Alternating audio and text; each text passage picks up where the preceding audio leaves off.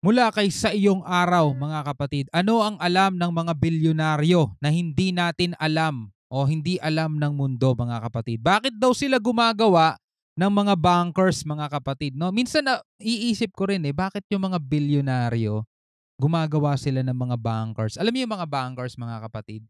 'Di ba sa mga napapanood nating movie, mga apocalypse movie, 'di ba? Kapag ka may babagsak na malaking meteors na sisira sa buong mundo, yung mga meron silang malaking hukay sa ilalim ng lupa, bunkers, at doon sila mamumuhay. Meron silang matitirhan doon, may mga pagkain doon. Ngayon, mga kapatid, in reality, totoong may mga bunkers. Kaso ang may access lang doon is yung may mga ganun. Yung napakaraming gano'n, mga tol.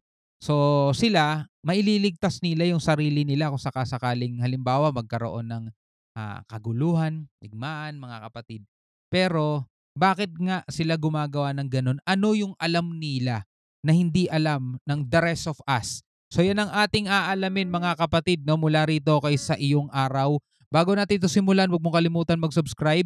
Click mo na rin ang notification bell para ma-notify ka kapag may mga ganito tayong reaction video. At syempre, huwag mo rin kalimutan mag-subscribe kay Sa Iyong Araw. No? Panoorin na natin to, mga tol. Ngayon, maraming mga bilyonaryo ang nagkakaroon ng napakaraming obsesyon. Isama mo pa dito ang supercars, yellow sa parts, exotic na mga hayop at mga kagamitan. At karaniwan, makikita mo ito sa mga pagmamay-ari ng mga bilyonaryo. Pero kamakailan lamang, tila mayroon silang bagong obsesyon.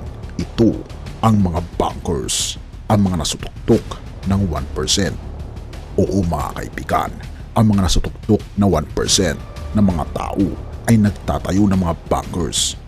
Halimbawa nito, si Mark Zuckerberg ay nagtatayo ng isang bunker sa Hawaii na nagkakahalaga ng $270 million.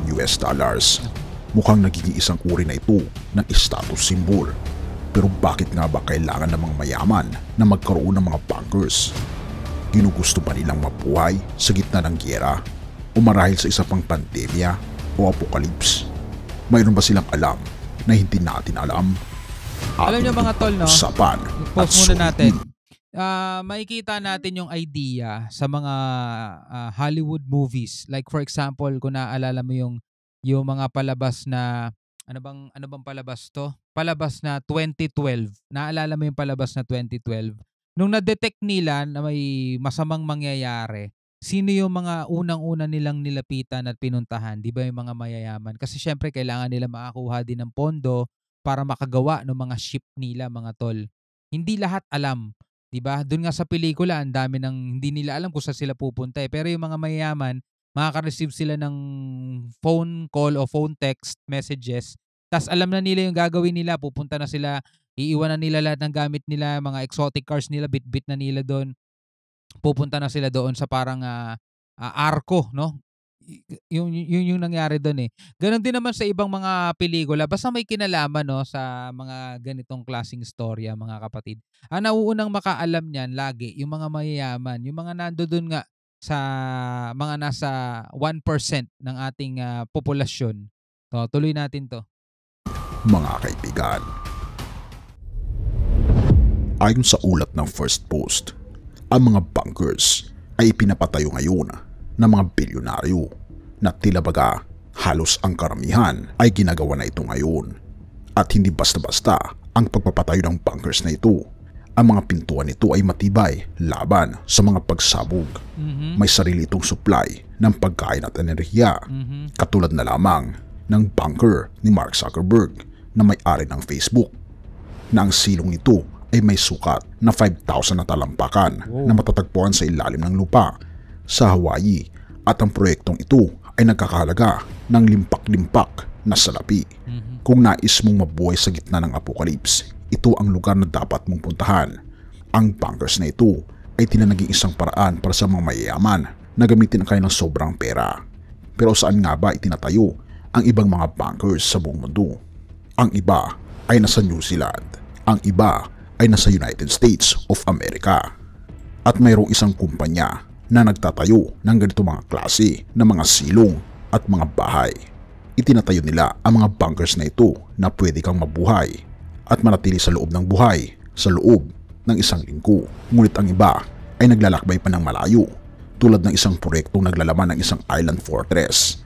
Ito ay hindi lamang isang silong, ang buong isla ay parang isang puok na may hindi madaling masusunog na palibot. Sa makatuwid, kung susubukan mong tuntunin ang isla, ito ay mag-aapoy ngunit ligtas ka sa loob ng lupa. Ilan lamang ito sa mga halimbawa ng mga bunkers na pinapatayo ngayon sa buong mundo. Ngunit bakit nga ba nagtatayo ng mga bunkers ang mga mayayaman? Ano ang kanilang ikinatatakot? Sa nakalipas na 5 taon, nakaya ng mundo ang maraming pagsubok katulad na lamang ng global na pandemya, 2 digmaan, pagbabago ng klima at marami pang iba. At ngayon, isang potensyal na giyera ang pwedeng pumutok anytime. Ito ang nuclear war. Isang bagay na talaga namang marami sa mga mayayaman ay sobrang natatakot. Kailangan nating i-blurred yung ibang mga video mga kapatid, no? Pagpasensya nyo na ako, medyo blurred yung nakikita nyo ibang mga clips, no? Pero naririnig nyo naman kung ano yung sinasabi. Pumutok anytime. Ito ang nuclear war. Isang bagay na talaga namang marami sa mga mayayaman ay sobrang natatakot na sila ay matupok sa mundong ito. Katulad ng mga mahirap na katulad natin, ang mga mayayaman din ay takot mamatay. At isa sa kanilang mga inaakalang magliligtas sa kanila ay ang mga bunkers na ito. At dahil dito, at alam nyo pa, hindi basta-basta rin ang mga bunkers na ito. Meron silang mga rehistradong nurse, koleksyon ng mga gamot, decontamination ng sapatos at medical na kagamitan. Ang nakikita natin dyan, kung hindi ka man ganun kayaman o kung hindi ka man kasama dun sa top 1 o dun sa 1%, at least meron kang pakinabang para mag-build ulit ng panibagong panibagong generation. Ikaw ay scientist, mapapakinabangan ka, mahusay kang doktor, mapapakinabangan ka dyan, engineer, architect, lahat, no? Na may kakayanan para makapag-build ulit ng mga masisira. Pero kung ordinaryong tao ka lang, o ordinaryong ka lang dyan, wala, no? Kasama ka na dun sa babay. Ngunit binabanggit sa propesiya ang isang bagay na hindi talaga maiiwasan na talagang mangyayari sa ating mundo. Binabanggit sa 2 Pedro chapter 3 verse 10. Ngunit ang araw ng Panginoon ay darating tulad ng magnanakaw sa gabi. Sa araw na iyon, ang kalangitan ay mapaparam na may malakas na ugong. Ang lahat ng mga sangkap na bumubuo ng salibutan ay masusunog at mawawasak. Ang lupa at ang mga bagay na ginawa na naroon ay mapupugnaw. Yan ang hindi nila alam mga kapatid At dyan naman tayo mapalad. Diba? Lalo-lalo na sa mga nakakaalam, anong magagawa ng bunker mo? Diba? Nandirito ka pa rin naman sa mundo. Yan sabi rito mga kapatid, Panginoon ang nagsabi mga kapatid ngunit ang araw ng Panginoon ay darating na tulad ng magnanakaw sa gabi. Ibig sabihin mga kapatid, walang nakakaalam kung kailan. Yun ang ibig sabihin nun. Di ba? Kasi wala namang magnanakaw magsasabing, oy, magnanakaw ako sa'yo mamayang gabi O di wala. Ibig sabihin, hindi handa ang bawat isa. Hindi handa ang mga tao. Siguro isang normal na araw lang na ginagawa natin kung ano yung ginagawa natin. Tapos biglaan na lang darating ang ikalawang pagparito ng Panginoong Hesukristo. Sabi ang kalangitan ay mapaparam na may malakas na ugong, ang lahat ng mga sangkap na bumubuo ng sanlibutan at ay masusunog at mawawasak ang lupa at ang mga bagay na ginawa na naroroon ay mapupugnaw. Anong ligtas ng bunker mo, di ba? Kaibigan, ang lahat ng nandito sa lupa ay mawawasak sa pagdating ng ating Panginoong Diyos. Wala na kahit na mga bunker ang maiiwan sa pagdating ng ating Panginoong Diyos. Kaya baliwala ang mga bagay na ito at baliwala ang pagpapatayo ng mga bilyonaryo ng mga bunkers sa mundo. Dahil ang lahat ng mga ito ay matutupok. Ang tanong ay, paano tayo makakaligtas sa nalalapit ng pagdating ng ating Panginoong Diyos? Dahil ay propesya na ito ay mangyayari at talagang mangyayari mga kaibigan. Nakita naman natin yung mga palatandaan di ba? Nagaganap naman na yun So walang duda mga kapatid, magaganap at magaganap talaga yun. Binabanggit ng banal na kasulatan sa 2 Pedro 3 verse 11.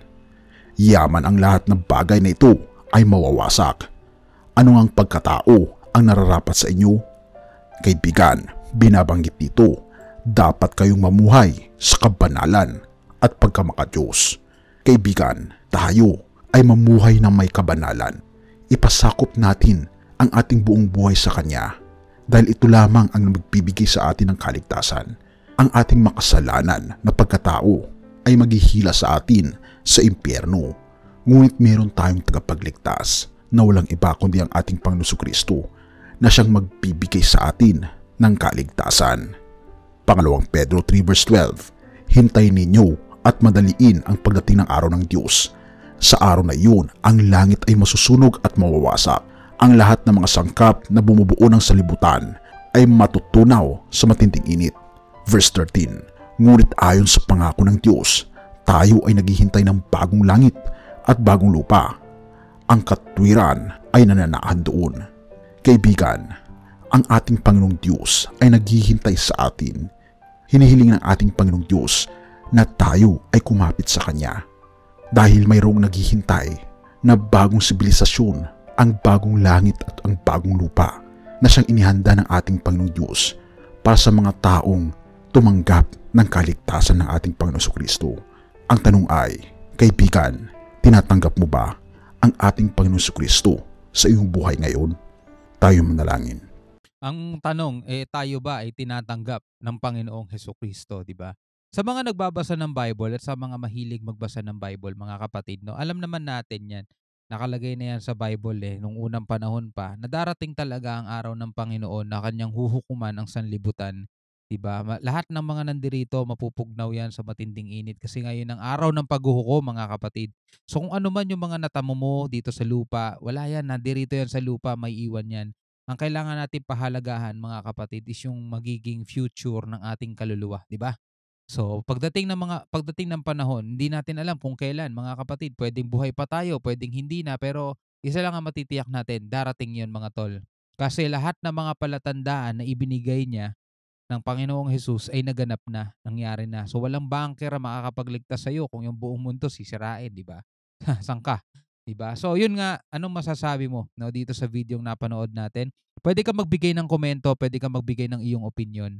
Alright, so maraming salamat sa panonood. Hanggang sa muli, ako nga pala si Shobaldi. Peace out.